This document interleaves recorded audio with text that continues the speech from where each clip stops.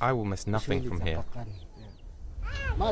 The government says it has spent millions providing these settlements with schools, clinics and running water. Despite this, some San are planning to return to the reserve. She's got a hose here connected to a water pipe. Will you miss the water when you're out in the central Kalahari? Will you miss having a water pipe? I won't miss the running water. It's nothing to me. All I need is my ancestral home. There has been a vocal international campaign to allow a return to the Central Kalahari Game Reserve. At the forefront is Roy Sesana, who has travelled the world raising the profile of the San. What are some of the problems that the San are experiencing now they've been put in settlements like this?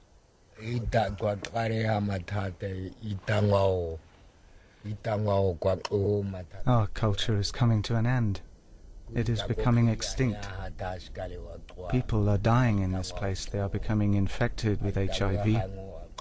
There is also a big problem with people drinking too much alcohol here.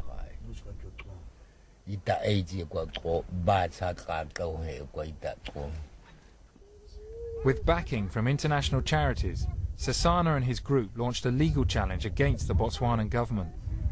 In late 2006, in a landmark ruling, the Botswanan High Court decided the eviction of the San had been unlawful. While many San are staying in these depressing settlements, others have begun returning to their ancient homeland in the central Kalahari. This family has loaded everything they have onto a truck lent to them by a charity. They could not make it otherwise. We were planning to wait for them to leave, and we were going to leave at the same time as them. But we're crossing the Kalahari Desert, and there are risks involved in that, and we can't really wait around any longer. So we're going to have to leave and either see them on the journey or, well, maybe we'll see them on the journey, maybe we won't. Bye-bye. Bye-bye. See you soon. Bye. We set off hoping to meet up with them again. In front of us lay a long journey through shifting sand, extreme temperatures and wild animals to reach the sand village of Metsia Manong. This is perhaps the most exciting bit of the journey for me so far. We're doing, well, we're going on quite an epic adventure. We're crossing the Kalahari Desert. We had to travel with everything we might need to survive in the desert. Food, water and fuel. And most important, Tim Race, an experienced desert guide. Are we in a bit of a rush, Kim? We do have a little bit of time constraints. Time constraint? Is that because we also might run out of supplies along the way? Not just the supplies, it's the petrol. Do you mean there's no petrol station in the Kalahari? Right, no. I can see this is going to be a tough journey.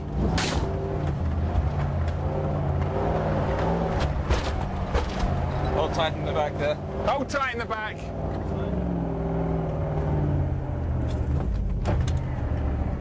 The sand is really sucking us. We're not going to make it. Joe needs to come back, I think. The treacherous terrain made two cars essential. If one was stuck, the other could pull it out.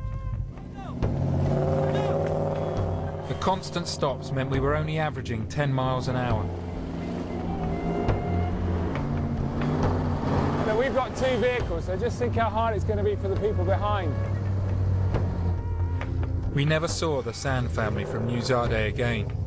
We assumed they broke down or had to turn back, and it was taking us much longer than planned. After 2 long days, our fuel and provisions were running short. We camped for a second night. If we did not reach Metsia Manong on the 3rd day, we would have to abandon our quest and get out of the desert.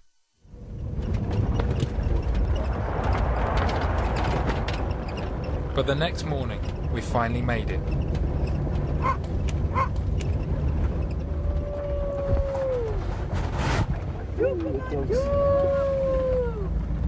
People happy to see you. Yeah. He's back, he's back. Oh. Well, we're here.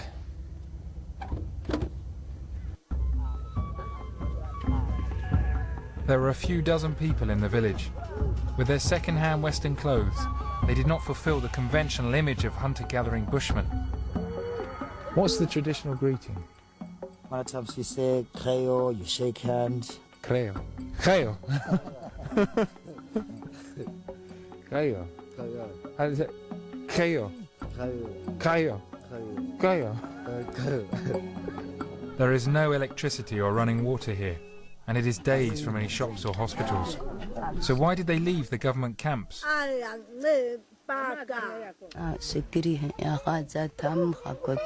Life is hard in the settlement camps, but not here.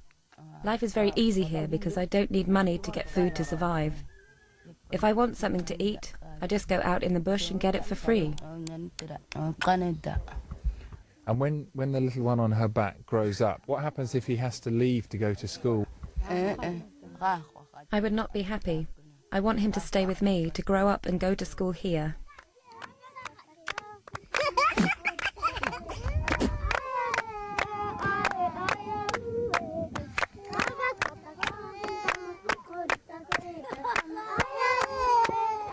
They're endlessly entertaining, actually, well, as all kids are around the world. But some of their bellies are a bit swollen, which is a possible sign of, well, malnutrition, basically. Since the Central Kalahari became a wildlife reserve, the government has banned the San from hunting wild game. They are not allowed to keep livestock either, because of suggestions that cattle spread disease in the reserve. Have you had some of the wildlife rangers coming here and telling you that you have to move? Yes, there's been a lot of hassle and harassment by the government officials. They've taken away my goats and my donkeys too. I don't know where they are right now.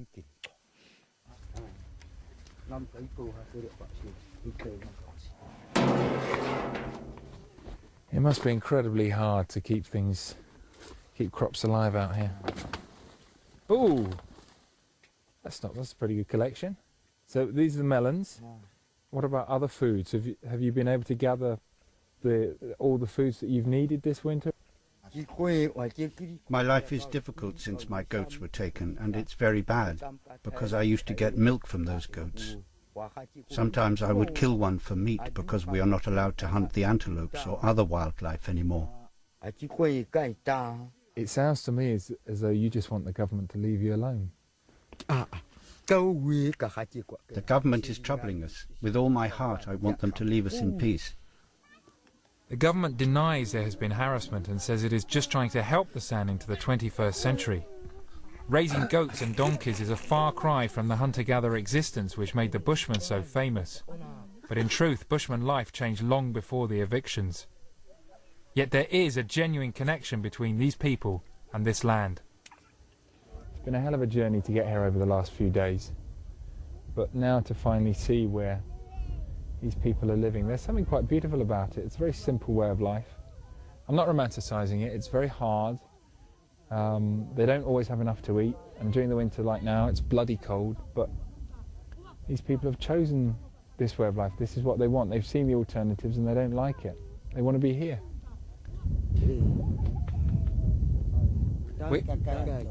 Dankato, fairly close. Kikakato.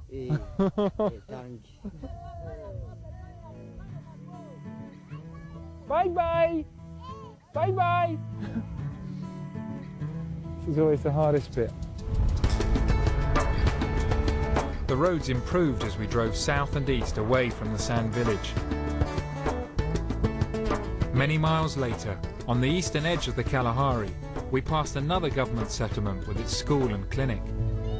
But many of the San weren't using the brick homes provided for them, choosing instead to live in traditional huts.